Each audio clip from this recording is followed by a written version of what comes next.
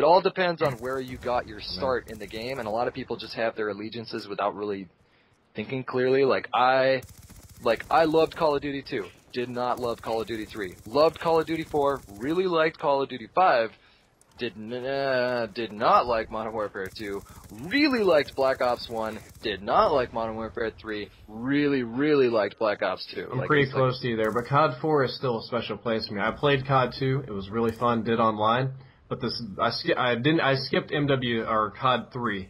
I didn't like it, whatever. But the big jump from COD 2 to COD 4 was awesome. Well, COD 3, like a lot of people don't know that COD 3, like they like Infinity Ward was blowing up, the franchise was blowing up, and Activision contracted Treyarch to alternate the games. We all know that, but what a lot of people don't know is that Call of Duty 3 had 9 months. They had 9 months to make a game. In a series that it was still kind of disorganized back then. And like, I won't speak for Vonderhaar, but that's the impression that I got. That's a challenge. I'm not saying it was a bad game, it just didn't AAA title. It was not a very, it was a good game, but it was not a very good Call of Duty game. They took a lot of risk on that one. Like, you talk about they should change shit up. They changed a lot of shit up in that game. Like, yeah, they started went putting from in vehicles 4v4 and to stuff. 6... Oh, sorry, go ahead. They did vehicles and all sorts of different crazy stuff that weren't in the previous games. They did vehicles. They were doing things that were like perks and like equipment. Like, you could drop down bouncing betties, and you could drop down trip mines, and you could be a medic and heal people. Like, they were taking it in a different direction that was more like Team Fortress 2, where everyone had like specific roles. And then Infinity Ward would come right back, and they came back with COD 4 and said, no, this is Call of Duty. And there was like a lot of tension public tension between Infinity Ward and Treyarch for a while there. And I'm not sure what your take on it is. I always see, because of the difference in development times, and the studios do work together, Treyarch is the studio that they like to go more all or nothing. They really just like to take the whole thing and just go crazy with it and see what they can make. And then Infinity Ward's usually taking a more conservative approach, and they'll look back at the last generation and be like, these 3 things from Black Ops or whatever, they look really nice, so we're going to use those, and they put it in their package. So I always found that the Infinity Ward CODs were more polished, but the Treyarch ones were way more experimental. Well, it depends on which Infinity Ward you're talking about, because Call of Duty 2 wasn't exactly groundbreaking. They were taking the existing World War II first-person shooter model, and they just made it very polished. It played great. It looked great. It was just such a smooth experience, even on console. But then, like, COD 4 came out, and this is where I kind of have to disagree with you, because COD 4 and Modern Warfare 2, and in the case of Modern Warfare 2, for better or worse, they were taking giant leaps. After Modern Warfare 2, Infinity Ward, as we know it, basically dissolved. I think that's mostly what I'm thinking about, like the MW2 to MW3 jump. Well, MW3's development was plagued by, it wasn't necessarily their fault. And that's what, because it wasn't necessarily Infinity Ward as a team's fault, because there was so much stuff going on about that lawsuit, and I can only imagine the disarray that was going on in that studio. I don't know. No one knows. But I can only imagine just how crazy it was for the first, 6 months of Modern Warfare 3's development, and I have to imagine that affected the game. And I don't think Modern Warfare 3 was a bad game. No, definitely. I just didn't think it was a great Call of Duty. I don't for the connection. When I play at home, it's brutal. I go to somebody else's house. MW3 is so damn fun when I can play on a good connection. But at home, when I'm constant 2 and 3 bar warrior, not very fun. Yeah. No, I'll be really interested to see what Infinity Ward's next title will be like, because to me that'll be like, it's proving grounds time. Like, this development cycle was not plagued with legal troubles and disarray. This should have been an organized machine. So whatever title that comes out next from that studio, presumably it will be in the Call of Duty series. I don't know. Like, none of us know for sure, but we all kind of just know. I don't know if you saw the rumor. I was the guy talking about Call of Duty Ghosts. Oh, I've heard about that for a long time, and I actually, this is the part where I have to bow out.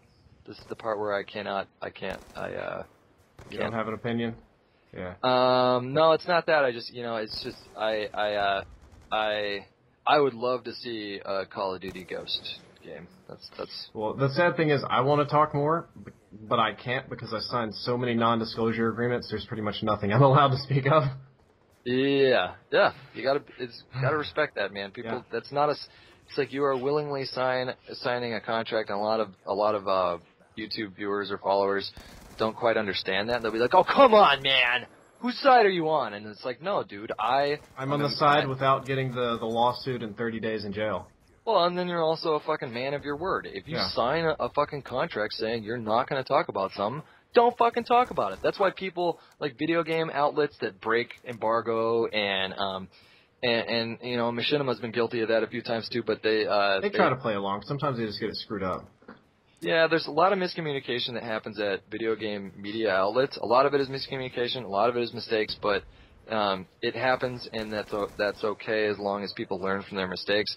But like signing an NDA, it's like more important than anything else. Is like if you're a person of your word, then you fucking signed a piece of paper. Like you willingly said you would not do that, and it's your responsibility to own up to that.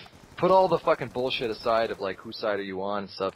No, I agreed to do this, and I'm keeping my fucking mouth shut. NDAs get even harder if you're on the design side of things. Like my side is I saw The Office. I can't say pretty much anything other than I talked to a few people and had lunch, whatever. Sure, yeah. But if you're on, let's say, an engineering firm or a programming firm and you sign an NDA to look at a product, that usually comes along with something like you recognize that you can't sign the NDA and just memorize the schematic real quick and go home and knock them off, which is hard because if you're a businessman, you could sign an NDA, which they don't like to do ever for this exact reason, and then see the most amazing, mind-blowingly awesome gizmo ever, and know that the guy that owns the patents for this is a total cockhole, and he's just going to screw up everything, and that you wish you could do it your own way. But you can't. Well, greed comes into play there, too. Yeah. People start seeing dollar signs and opportunity. And Radix malorum est cupiditas.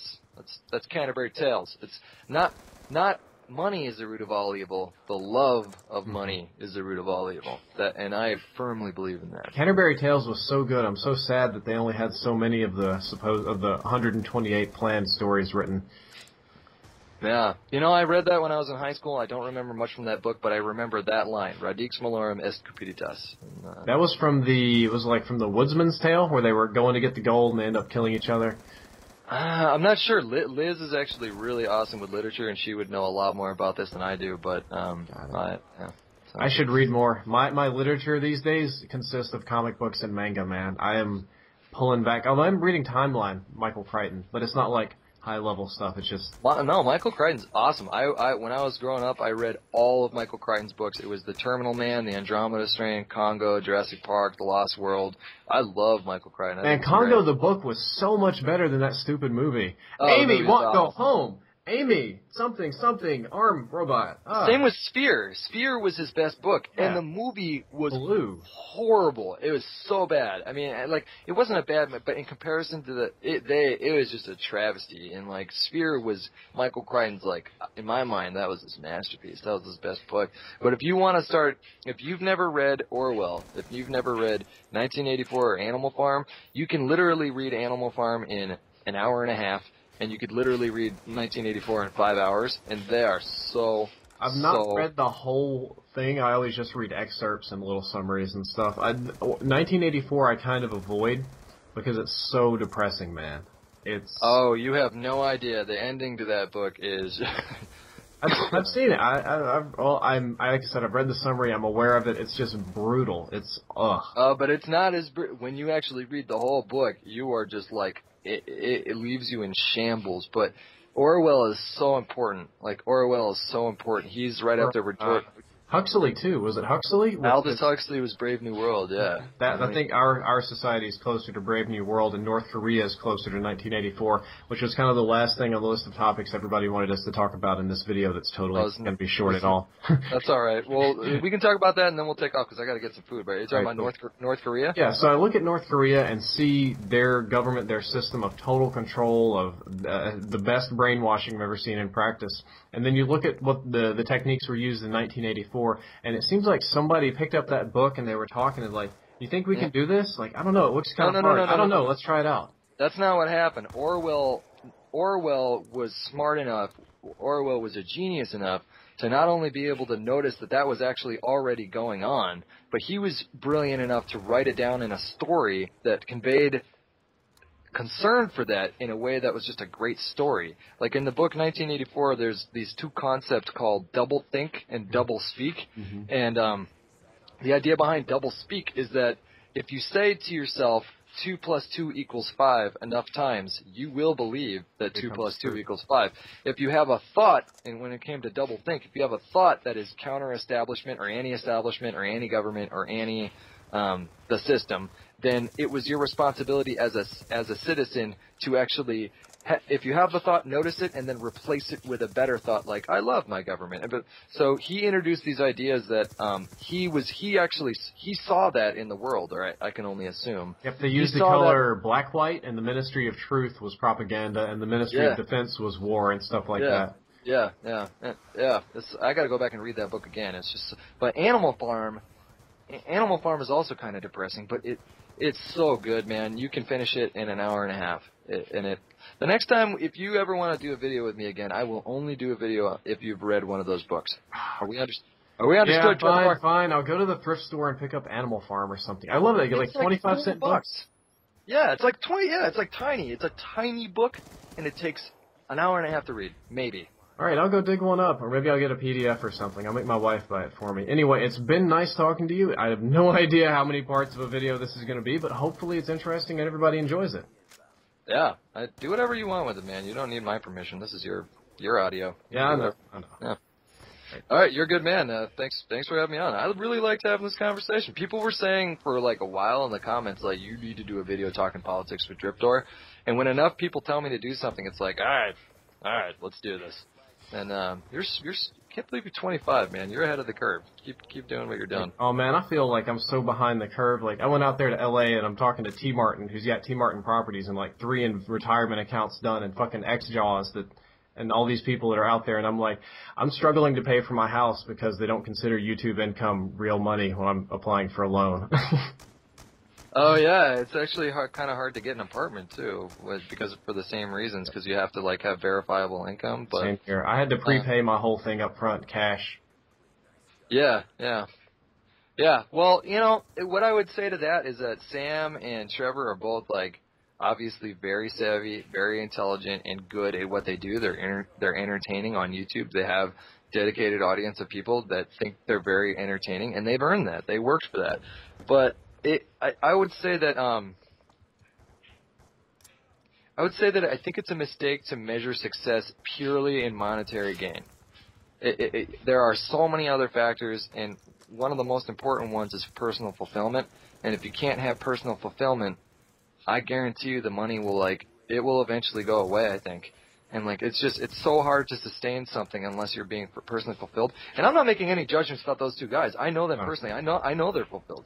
But if anyone is an aspiring YouTuber, and the only way they measure success is by comparing their view count or paycheck to someone that's maybe been doing it for 3 or 4 years and worked very hard to get to where they're at, I think that's a little bit short-sighted and kind of a mistake. And I agree. That's what people ask me. I get in my inbox all the time. That's like, quote, how do I get big on YouTube? How do I be successful on YouTube? How do I get more subscribers? And the number one piece of advice that I always give is that you have to have fun with what you're doing, and you have to kind of like making videos or talking about things, because if your goal is just to get like internet famous just for the sake of doing that, it's going to be a grind for you. It's not going to be fun. The audience is almost always, it's doomed to fail. I use that a lot. People get really pissed off about it. And they're like, fuck you, man. I just wanted tips. But it is doomed to fail. I'm sure you're not discouraging people from trying, because I never, ever discourage anyone from trying their hand at YouTube. I think if you have the idea in your head that you want to do it, do it. Just do it. If you're a kid, talk to your fucking parents before you do it. But if you're an adult, just do it. There's nothing stopping you from doing it. There's nothing stopping you. And hopefully, as long as you're having fun, it will evolve into something that you can call your own. You'll develop and establish your own routine, and you'll figure out what works for you, because what works for you might not be the0 for what works for Drift0r or Hutch or Sam, or everyone runs their channel differently, and everyone runs their life differently, and it's a mistake to think that there's one way to do it. I'm Oh getting a God, phone we're dragging call. this out. Yeah, we got to go. All right. I got to get some food. All right. Catch you later, man. All right, take it easy.